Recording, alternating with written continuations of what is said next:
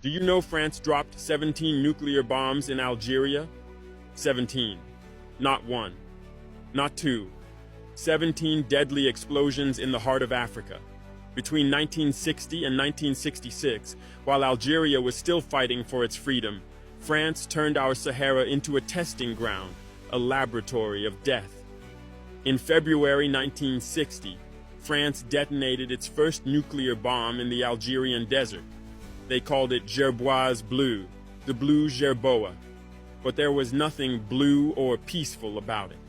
That blast alone was 4 times stronger than the bomb dropped on Hiroshima.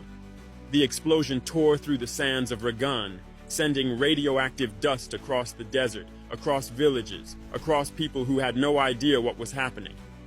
Did France warn the locals? Did they evacuate them? Never.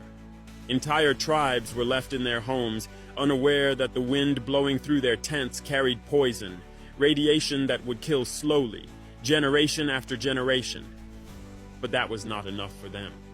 France wanted to join the club of nuclear powers, to sit beside America and the Soviet Union. And to do that, they used Africa as their laboratory. They even placed soldiers, prisoners, and civilians close to the blast sites, just to study how much human beings could endure under nuclear fire. Can you imagine? Africans turned into experiments. And when Algeria won its independence in 1962, France didn't stop. Under the Evian Accords, they negotiated the right to continue their nuclear tests in the Hagar Mountains, deep underground this time, far away from the eyes of the world. 13 more explosions, hidden under the sands, shaking the mountains of Inekter until 1966. For decades, they denied everything. They refused to admit the scale of contamination. They refused to clean the land. They refused to compensate the victims. Even the French soldiers who were exposed were abandoned.